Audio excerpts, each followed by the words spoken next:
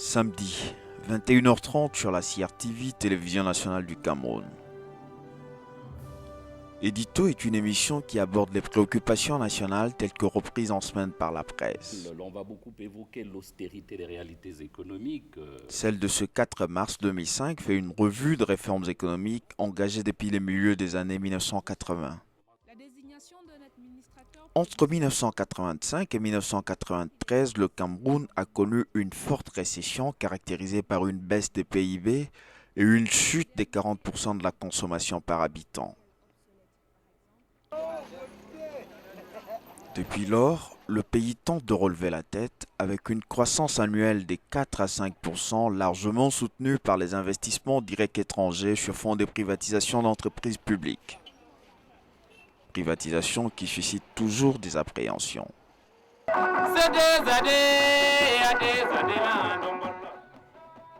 En dépit de la morosité ambiante, la fête bat son plein à Ngaoundéré, capitale de la province de l'Adamawa dans le nord. Double événement. Le chargement du bétail en direction du sud camerounais est toujours une fête. Aujourd'hui, il coïncide avec l'arrivée dans la région de la haute direction des Camrailles, la compagnie des chemins de fer en tournée d'inspection. La joie n'est pas feinte. Sans les trains des Camrailles, acheminer le bétail au marché de Yaoundé est une gageure. Si on va quitter ici Yaoundé, c'était un mois. C'est un mois, voire 2 mois. Hein. Sur le plan des transports, le Cameroun resterait coupé en deux sans les chemins de fer. Le réseau routier de l'espace sud avec Douala et Yaoundé reste très mal connecté à celui de l'espace nord, par ailleurs très peu praticable. Seuls 8% des 50 000 km de routes sont bitumés. Et le crash des Camer, la compagnie nationale d'aviation, n'arrange pas les choses. Tout le trafic converge donc sur Ngaoundéré où s'arrête la voie ferrée. 884 km de voies relient le centre-nord au port de Douala, plaque tournante de tous les échanges commerciaux. Les rails camerounais sont véritablement la seule voie de circulation des marchandises et des personnes. Le chemin de fer du Cameroun, c'est quand même un grand patrimoine national. Le 9 mars 1999, le patrimoine national stop net. La régie Fercam ne disposait plus de moyens pour assurer ces charges minimum d'exploitation, telles que par exemple l'achat de carburant, rendant dès lors difficile d'honorer bien entendu le trafic. On sentait bien que c'était une fin de course, que les gens n'étaient plus très motivés.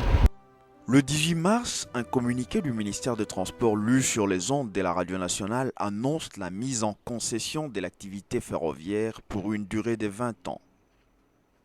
La Régie nationale de chemin de fer du Cameroun, Régie Fercam, est mise en liquidation. La formule choisie par le gouvernement camerounais est claire. Il s'agit d'un partenariat entre l'État et un opérateur économique privé dans lequel seule l'exploitation est transférée au concessionnaire.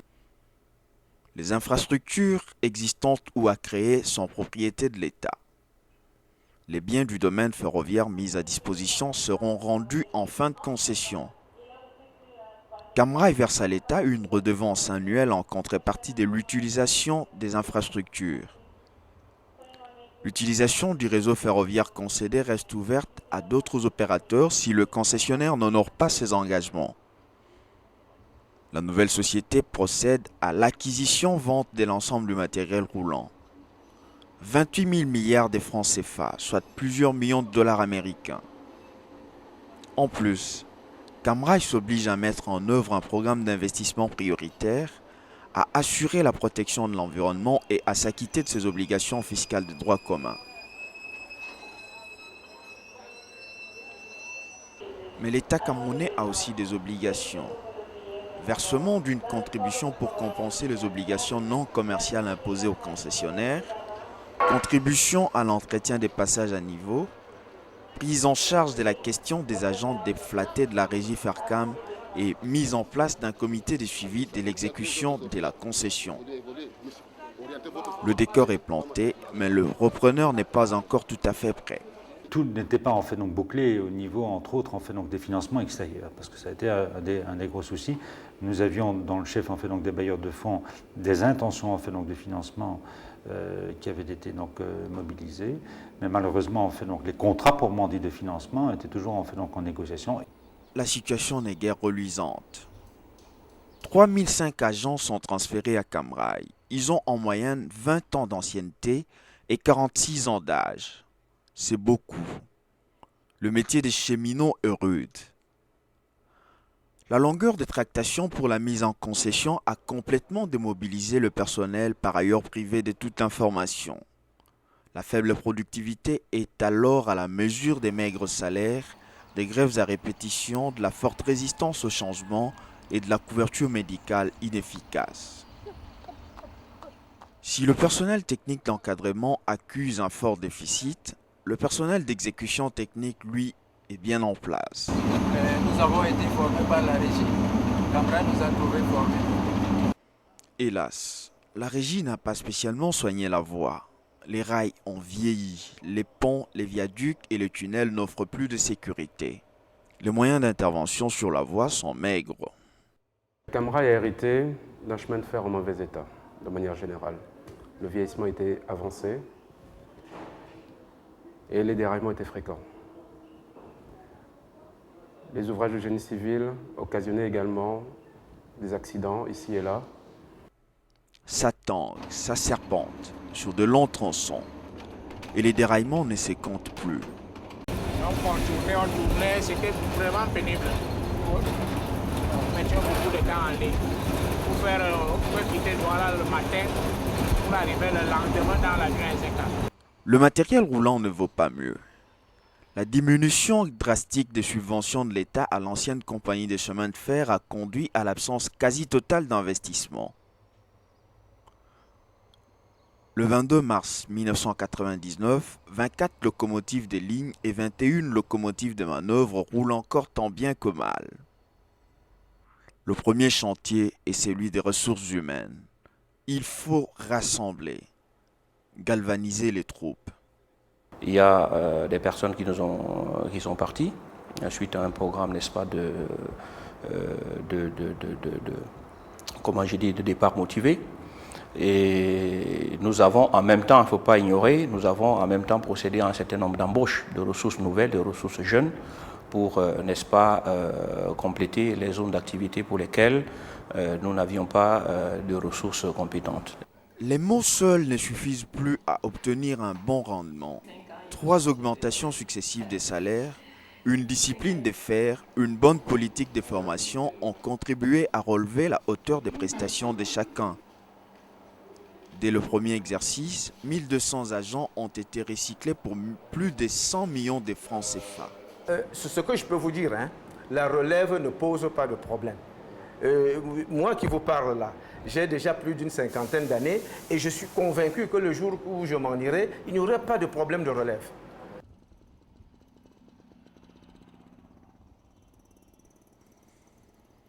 La politique sanitaire change aussi. Les soins de santé des agents et de leurs ayants droit sont pris en charge jusqu'à 80%. Des centres de santé modernes sont érigés sur les principaux sites Cam Rai et des conventions conclues avec des centres hospitaliers de référence pour des cas plus graves. Les conditions de travail actuellement se sont améliorées parce que avec la régie, il nous manquait de fois de tenue. Avec Cam Rai, nous avons presque tout. Il y a un grand apport dans la sécurité du travail. Il y a beaucoup plus de sécurité. Il est bien vrai que les effectifs aussi ne sont plus comme avant. Ça fait que le travail est un peu beaucoup plus dense. Les résultats sont là. Des 250 000 unités de trafic au début de la concession, la productivité avoisine maintenant 525 000 unités de trafic. Mais l'homme, par définition, demeure un éternel insatisfait. Nous voulons qu'on améliore, plus la vie devient de plus en plus chère. On voudrait aussi que les salaires aussi aillent un peu au-delà. Un petit quelque chose a été fait. Vous comprenez, c'est peut-être pas suffisant, justement parce que ce ne sera jamais suffisant. Beaucoup de choses ont été faites sur les infrastructures. D'abord, la voie, jamais encore réhabilitée depuis sa mise en service au début du siècle passé.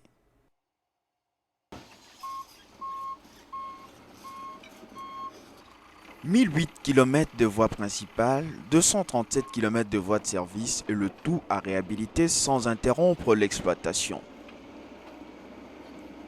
Camrail ne peut pas se permettre de s'arrêter. Il faut produire pour honorer ses engagements. Une synchronisation à la minute près entre la direction de l'exploitation et la direction des installations fixes a permis de trouver la solution. Tous les matins, à 1 heure qu'on convient avec l'exploitation, on a 6 heures de coupe. Et pendant cette coupure de la voie, dans ce secteur, il n'y a plus rien qui circule. Et il y a un renouvellement complet de la superstructure de la voie. C'est-à-dire le rail, les traverses, le ballast.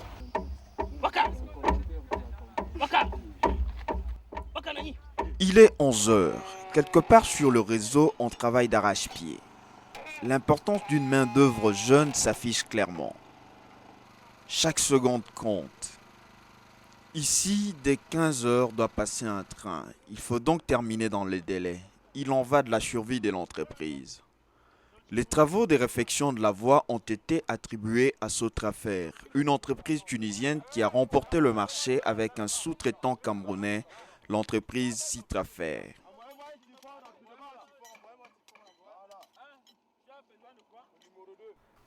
Bel exemple de coopération sud-sud. C'est un projet de renouvellement de 112 km. On a eu ce projet avec Camrail et on sous-traite tous les travaux presque avec Citrafer. Nous, c'est l'assistance technique en plus, tout l'encadrement. Mais tout ce qui est exécution des travaux, les opérations et les manœuvres, tout, c'est Citrafer. Cette réhabilitation vise la remise en état de 250 km de voies ferrées. Au cours de ces 5 premières années des Camrail, 320 000 traverses, 4 000 tonnes de rails et 38 000 mètres cubes de ballast ont été remplacés. Des investissements qui complètent la maintenance entreprise dès la mise en concession en 1999. 5 ans plus tard, cette maintenance a permis la réduction de moitié des déraillements et des 2/3 des ralentissements. Le même effort est consenti sur les ouvrages des génies civils. Ils sont nombreux. 3,5 km de tunnels, 3 km de ponts métalliques, 2000 ouvrages hydrauliques et 4 viaducs. En 2004, 61 des 141 ouvrages hydrauliques critiques ont été réhabilités. Et l'effort se poursuit en dépit des difficultés de terrain. Il y a des problèmes d'entretien par le simple fait que si par exemple il y a le matériel de la voie qu'il faudrait remplacer, il y a le garde-corps du côté droit qui n'est pas en place mais qu'il faudra mettre toujours en place avant que les gars n'interviennent. La gestion du programme d'investissement s'articule autour d'un comité de pilotage du projet conduit par la direction des installations fixes. Il faut une bonne voie pour augmenter la vitesse d'exploitation et accroître les rotations.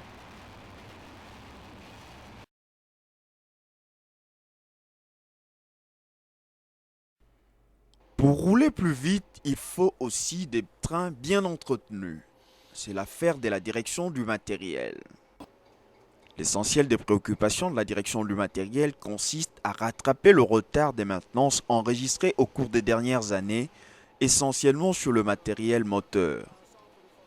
À fin 2004, Camrail dispose de 66 locomotives, 76 voitures à voyageurs et 1359 wagons, dont 145 particuliers.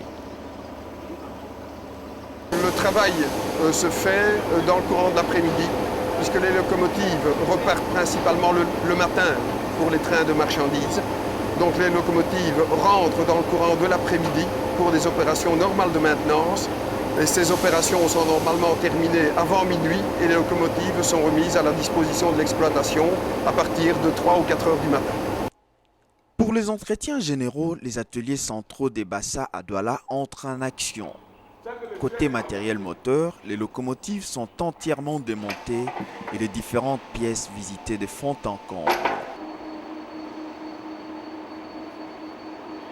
En général, les pannes les plus fréquentes sont les moteurs de traction sur les locomotives.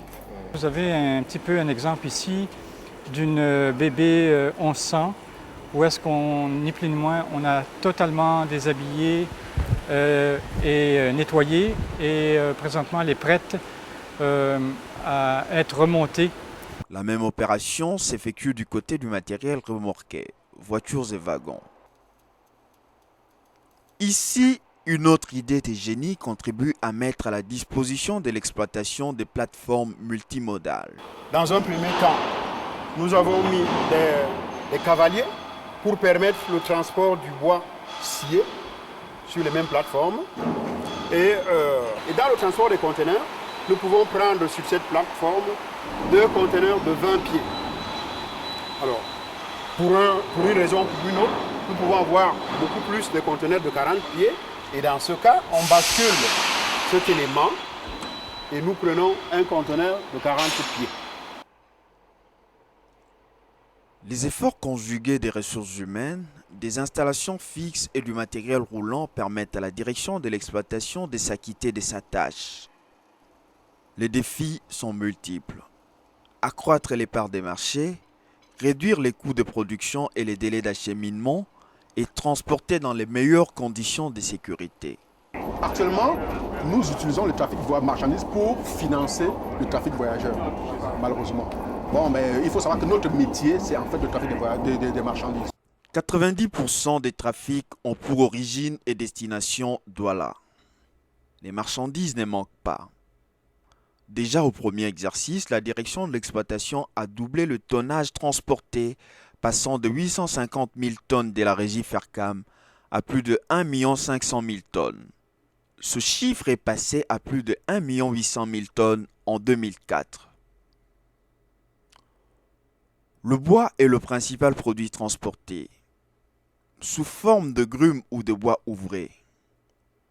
Le trafic représente 30% d'un chiffre d'affaires de près de 80 millions de dollars américains.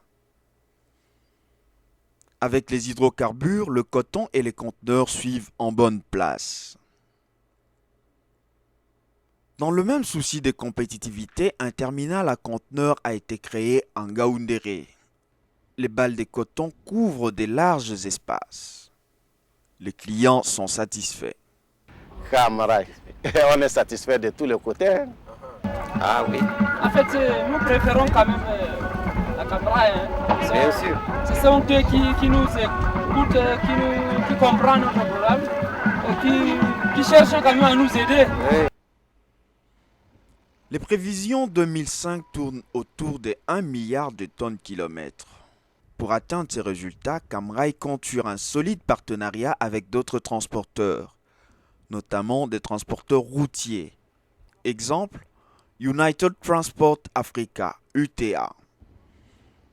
Plus de 300 camions sillonnent le Cameroun, le Tchad et le Congo-Brazzaville voisins et rabattent sur le chemin de fer une abondante moisson de bois, de coton et d'articles divers. En mettant ensemble des professionnels du rail et de la route, nous avons pu, et la preuve, nous avons un partenariat qui fonctionne depuis 4 ou 5 ans dans la meilleure condition et avec des résultats qui sont visibles. Mais des menaces pointent à l'horizon.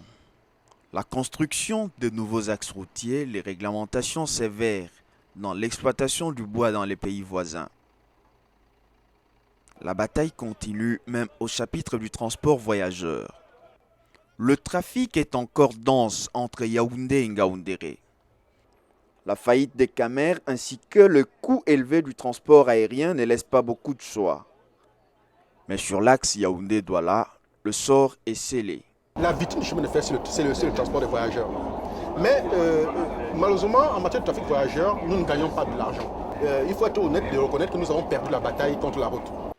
Qu'importe, les avis sont divergents. C'est très bien, on a pris un wagon-lit. On est à l'aise, pas de tracasserie. Oui, on est à l'aise, pas de problème. On roule bien. Oui, très bien. Le confort, c'est bien, c'est très bien.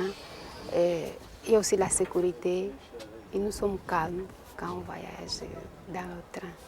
On a nettement régressé Les trains étaient plus réguliers, on arrivait en Ngaoundéré à 6h, 7h. Là, on arrive, quand on part comme ça, on arrive peut-être à 11h demain. Hein? C'est l'incertitude totale quand vous vous engagez dans la, comment on appelle, dans Cam Rai. C'est confortable. Il y a la sécurité, mais on ne peut pas, par exemple, pour quelqu'un qui travaille, et vous ne pouvez pas vous permettre de prendre rendez-vous avec quelqu'un parce que vous voyagez avec le train. Et pour les hommes d'affaires, ceux qui travaillent, c'est pénible. Le transport de voyageurs et des petits colis fait partie des obligations du concessionnaire, pour des raisons sociales. Géré par Mobirail, structure dotée d'une comptabilité propre, ce trafic est subventionné par l'État qui en supporte le déficit. Un déficit important, près de 5 milliards de francs CFA pour l'exercice 2004. Il y a bien pourtant une solution. La solution, c'est la suppression d'un certain nombre d'arrêts. C'est-à-dire des points où le gars va s'arrêter, le train va s'arrêter. C'est-à-dire les trains omnibus, qui sont les trains qui marquent beaucoup plus d'arrêts que les trains semi-directs. Solution inapplicable car il faut bien souvent prendre en compte la dimension sociale du chemin de fer. Une exploitation sécurisée tient compte des riverains du réseau.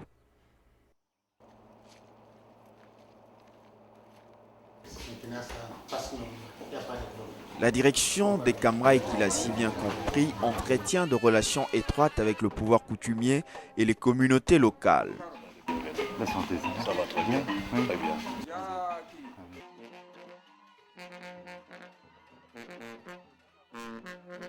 Nous avons pu organiser des comités de vigilance pour puis aider les Cam Rai à sécuriser leur voie ferraille. Fin d'après-midi à bord d'un train spécial des Cam Rai. À 10 km de la gare d'Ngaoundal, le train s'arrête. Une panne. Le train spécial transporte des hauts responsables de la société et des visiteurs étrangers. Tout le monde met la main à la pâte. Rien n'y fait. On appelle à l'aide. Nous nous trouvons à 10 km de Tagara. On a une détresse. Nous sommes en détresse suite à une fuite importante d'air. Et 5 minutes plus tard, les secours sont là. Les illustres passagers repartent en voiture pour Ngaoundal.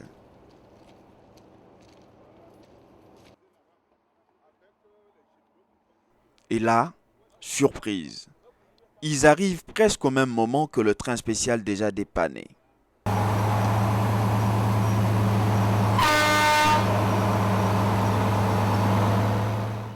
Cam Rai, c'est surtout cette organisation solide qui engendre une capacité de réaction en temps réel.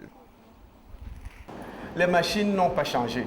Cam Rai continue à utiliser, à l'exception de quelques locomotives qui ont été commandées, Cam Rai continue à utiliser les locomotives laissées par la régie Fercam. Alors, la seule différence se situe maintenant sur le plan de l'organisation. Ce qui a manqué à l'ancienne société d'État qu'on ne regrette déjà plus même en haut lieu, tant l'expérience Cam Rai semble rouler comme sur des rails. L'État reçoit à hauteur de 40 milliards de francs CFA, j'entends, la part de Cam Rai, 40 milliards sous forme diverses de taxes, de reversements, sécurité sociale, ainsi de suite. Donc globalement, en prix, c'est intéressant pour l'État. C'est l'une de nos privatisations les mieux réussies, pourrait-on dire. Hein. On a également pour les employés, il y a une grosse augmentation de la masse salariale, ce qui est aussi un bénéfice pour les employés qui sont là-dedans. Je pense que finalement c'est positif, même s'il y a des problèmes qui doivent encore être résolus. Des choses restent à faire. Mais progressivement, le chemin de fer camerounais voit le bout du tunnel.